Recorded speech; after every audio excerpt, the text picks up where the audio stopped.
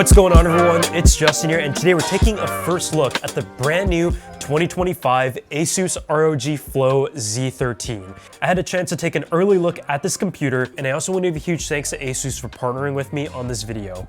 This right here is a hybrid detachable gaming laptop. It's one that is good for productivity, for workflow, graphics related work, and of course, an aspect of portable gaming that is very unique. It gives you workstation level performance in a portable form factor thanks to the new AMD Strix Halo APU, part of the Halo Strix lineup. And this is able to promise very good integrated graphics performance that rivals a RTX 4060 or 4070. We're gonna talk a little bit more about that later, but when you take a look at the actual unit itself and its 2-in-1 form factor, it comes in at just 12 millimeters of thickness, and it weighs just 1.2 kilograms. This is all while being machined out of a beautiful metal finish, and it just embodies the gaming aesthetic of the LED lights in the back that allow you to see through the computer, but you can enjoy the Aura RGB elements as well as all the different cooling methods that have been improved in this generation as well with the Gen 2 fans. So when it comes to the actual hardware, this is like a very unique approach, because as you go ahead and take a look at some of the other parts of the ASUS lineup,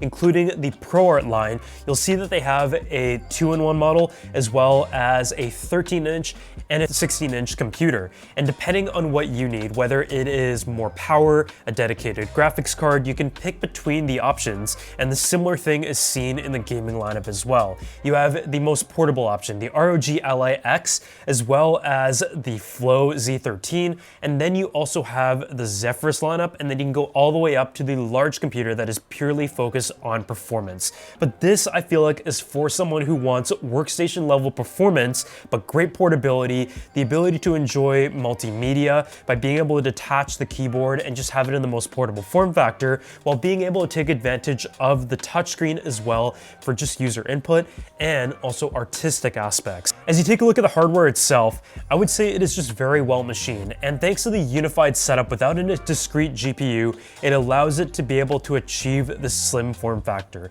Fully CNC'd out of metal, and I mean all of the little details. You have the Republic of Gamers tag on the top, as well as the vents. And over on the side, you'll find all of your I/O, including your power, volume, as well as your settings menu, a full-size USB-A port, as well as a 3.5mm headphone jack, two 40 gigabits per second Thunderbolt ports, full-size HDMI, DC in, and a micro SD card slot to be able to expand the storage. It does feature Wi-Fi 7 support, but the only thing I would say that it is missing is a dedicated Ethernet port, especially for a gaming computer. I feel like a lot of people who will be purchasing this may already have like a high performance desktop computer, but because they want to game on the go, they will go with a very portable model like this to have an addition to the lineup. And I feel like one aspect that is still very important is being able to wire it up.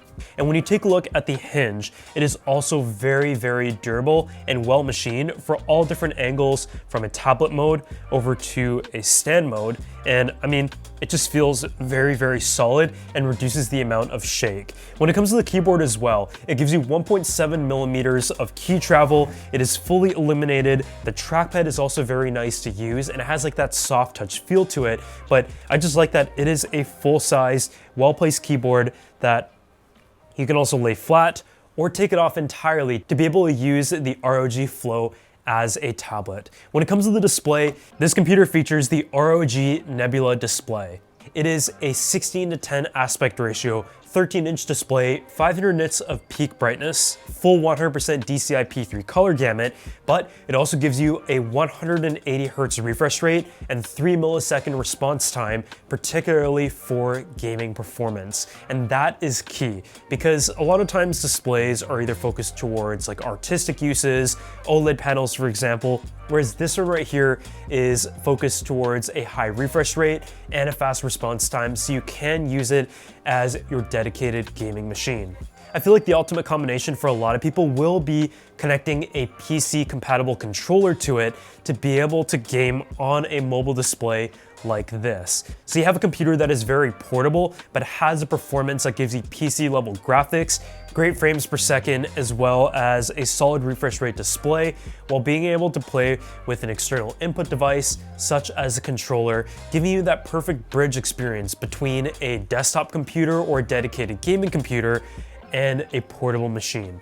Talking about the processor itself, it is the newly announced AMD Ryzen AI Max Plus 395 processor. And the one that I have here has 32 gigabytes of unified memory, but you can spec it all the way up to 128 gigabytes of unified memory, depending on what you need in particular.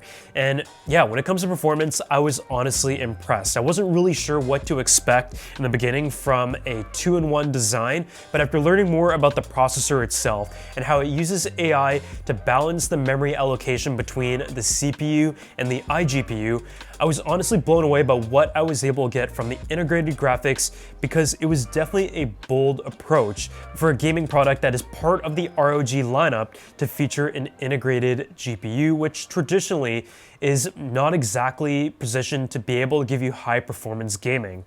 Obviously, if you're looking for pure performance when it comes to graphics, you still want to go towards a dedicated GPU, but for a computer that is truly meant to be a hybrid workstation for creatives, for students, for work, as well as for 3D modeling, graphic design, and gaming all in one, I feel like they've perfectly balanced the form factor to performance to options that you're able to build a computer that perfectly suits all aspects of a hybrid workflow. It also features ROG intelligent cooling with the second generation flow fans that were introduced in the 2024 Zephyrus models. As for the battery life, I feel like this aspect is very subjective depending on what you use, as well as all of the other little intricacies, such as having the lights enabled, the keyboard, and all that kind of stuff. So I will say, on paper, the battery is 70 watt hours, which is a pretty significant jump compared to 56 watt hours on the previous generation. And you can also get 50% of charge in just 30 minutes with the DC power. And so you have the option to power it via USB Type-C or DC, which is faster, more powerful, more wattage, as well as in a desktop setup. And you can also fine tune the different modes between like gaming, performance, extreme power saving, depending on what you particularly need. And I think this is what makes this the most versatile ASUS computer, because even though it is listed in the ROG lineup and positioned as like a gaming aesthetic with its design, its features, and most importantly, its capabilities, at the end of the day, I would say that it is more so of a workstation computer, just because I feel like it is very balanced in terms of its approach. If you're just going to be gaming, you would go with a computer that has a dedicated GPU. Whereas if you're just doing like artistic work and graphic design, you would go with a tablet and something that is maybe even more portable than this, but this just sits right in the middle. But as always, if you guys enjoyed this video, make sure to go ahead and drop a like, subscribe to the channel, and this has been a first look at the 2025 ASUS ROG Flow Z13, and I'll see you all in the next one.